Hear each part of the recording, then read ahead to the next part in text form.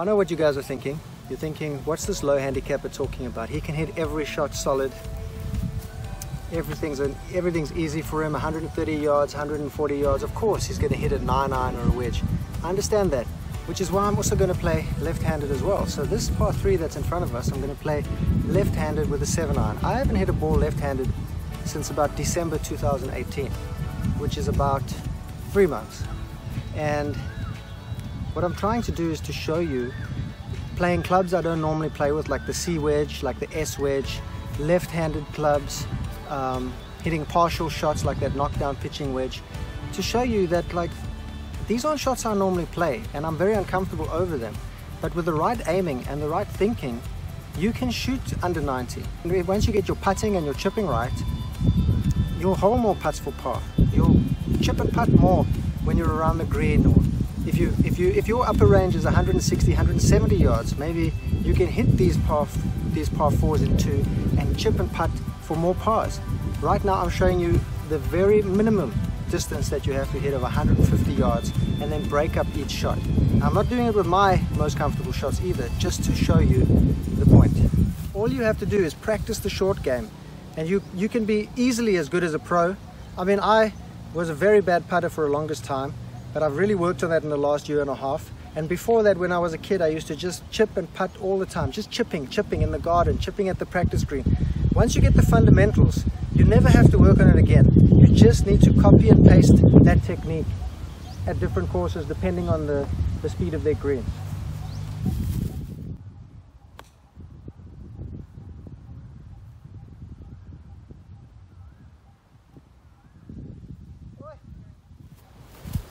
Okay, I'm on the short side now. I've come almost out of bounds. The hole is up on a saucer shaped green. It's got a steep upslope in front there, so that should take some of the pace off the ball. I can't go high because of the tree, so I'm going to go low with the C wedge that I'm borrowing from my friend. Second shot ever with it. I'm going to try land it in the shadow up there and let it chase up onto the green. The green's tiny, so we have to be a little bit precise. But as long as we're at least on the front, we should be okay.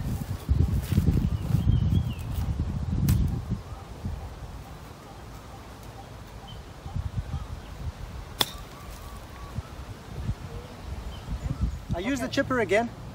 Just get it up on the front here, let it roll up to the hole. Wait on the left side. Okay, putt for a bogey.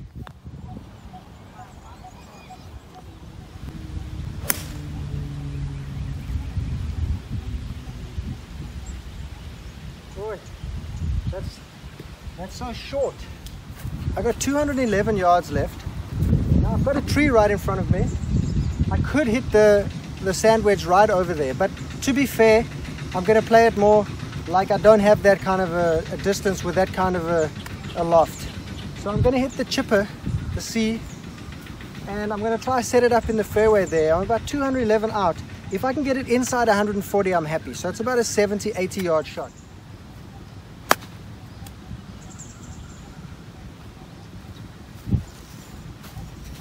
That sounds nice, eh? It's nice, eh? 111 yards. I'm going to try a left-handed pitching wedge and it should go about 100. As long as I can clear those two bunkers, which is about 100 yards, I'm golden.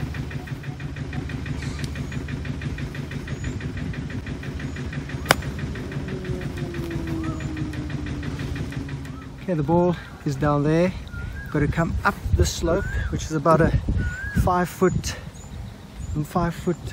elevation, onto that downslope right there, which is rough and fluffy. And then the green is very flat. You've got about 25 to 30 feet of green. So, you know, if you're going to be greedy, you can leave it short and chunk it and have another chip. Or you can just be the man, give it some BDE and get it onto the green and back here for a flat, easy.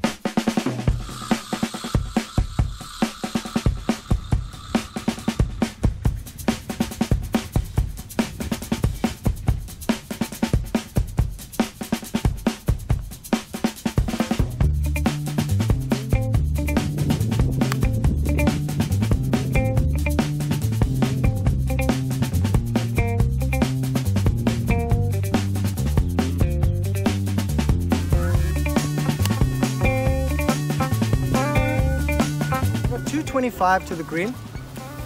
This big tree in the middle of the fairway here is 166 yards away.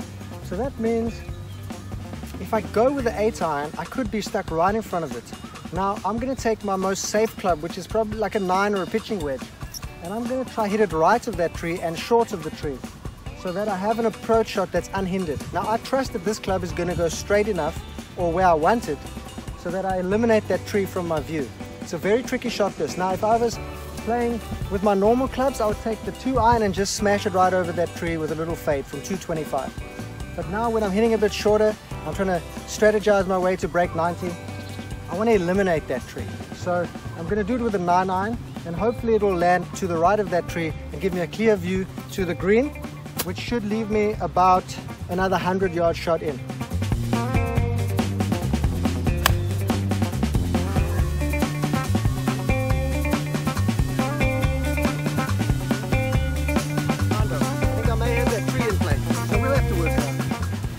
Somewhat eliminated the tree. I've got a pretty clear view. I've got a 90-yard shot, so I'm going to try the S wedge from a distance. Great for chipping, but I don't know from a distance. There's a big bunker right and long. A bit short and right should be a nice chip. Left is a no-go zone. And long is also fine, but I don't think I'm going to go long with this club. 90 yards.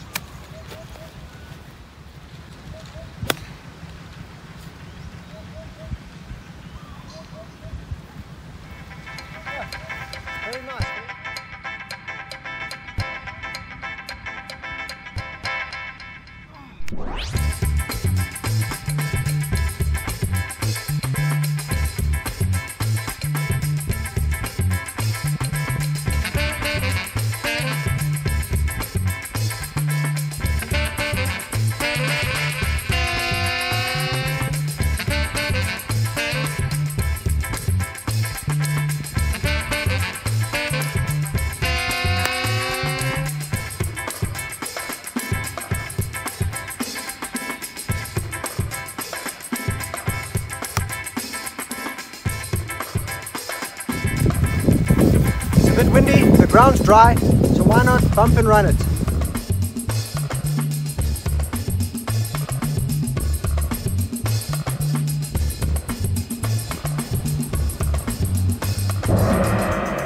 If your chipping sucks, there's only 2 reasons. You have no confidence and you have no technique. And you don't have confidence because you got crap technique. Most of the time, you're going to be fatting and thinning your chips because your technique is all wrong. You've got most of your weight on the right foot and you're trying to lift the ball up because you don't trust the loft of the club. With this technique, what I want you to do is to set up to the ball open, okay? So then we eliminate worrying about hip turn and shoulder turn and sinking everything. They preset to open, okay? And then what I want you to do is place all the weight on your left foot. You should be able to chip off your front foot. Okay? Once you've done that, you play the ball off your back foot. With the ball off your back foot, it's very easy to preset your hands in front of the ball. You always want the hands in front of the ball. You never want to be falling back onto your back foot, putting the weight on the back foot and flipping the ball up into the air. By setting your weight on the left side, and by setting your hands in front of the ball, you eliminate the chance of falling backwards or flipping your hands. Now throughout the chip, you have to keep your hands running ahead of the club head. What this does is it makes the club head travel at the same speed of the hands. That is very important for chipping.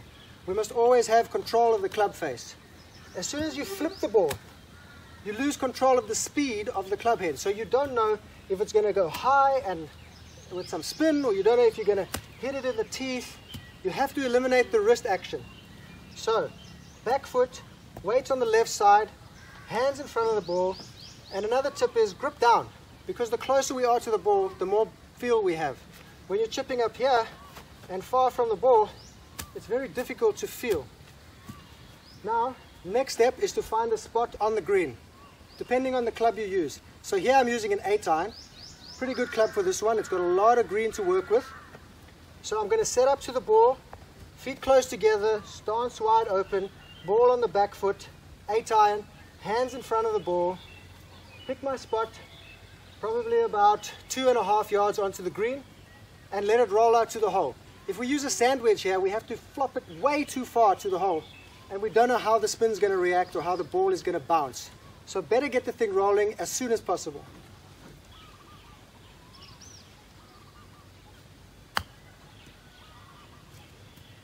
Okay. And that's how you do it.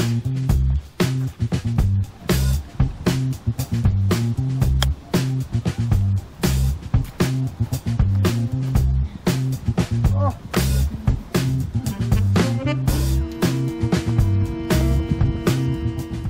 460-yard par 5. With 3 8-irons, we may be able to get quite close. Maybe we can get a par here. But if we don't, guys, it doesn't matter. I mean, if you take on this strategy and you play like this, I mean, you're going to be playing with shots that you're really comfortable with. I'm trying to set up shots that I'm not, to be able to show you that if you focus on doing this strategy with your best clubs, you can really shoot scoring records. I'm hitting no more than 145 yards off the tee. So if you've got a shot over 170,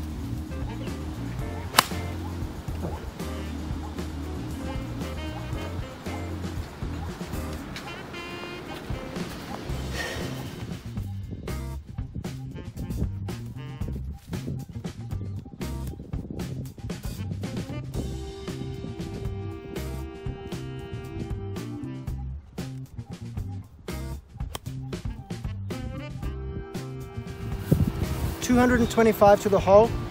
That bunker is 164 to clear and 158 into the front of it. So I'm going to hit the 9-iron short and right of that to set myself up a shot into the green.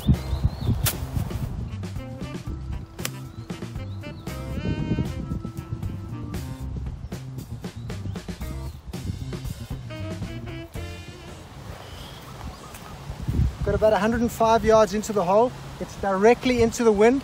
The green is massive.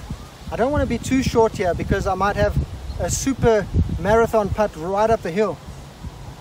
So I'm going to hit the pitching wedge. I'm not going to hold back with an ego shot. I'm going to go at it with a healthy strike.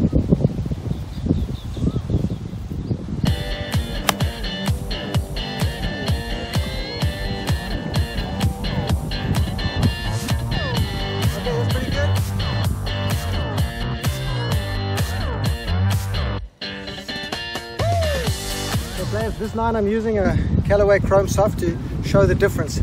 The ball really ripped back on that pitching wedge back there. Every other hole the ball's been bounding onto the back. So it makes quite a bit of difference around the greens. Let's see for this 9 how big of a difference.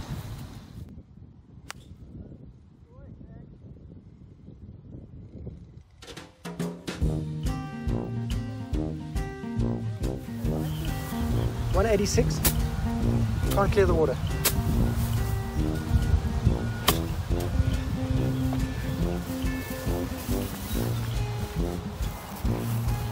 Got 121.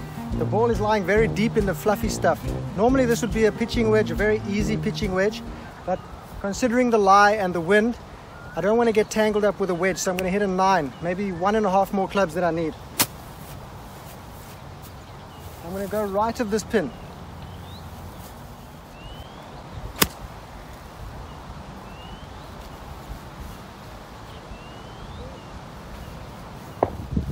I've gone a bit long. Super long is bad. We've got water over here, but it's a pretty straightforward chip. You don't want to be short in the bunker before the green. So I'm going to hit my pitching wedge pretty straightforward down the hill, a little bit from the right. Find a spot, land her on the spot.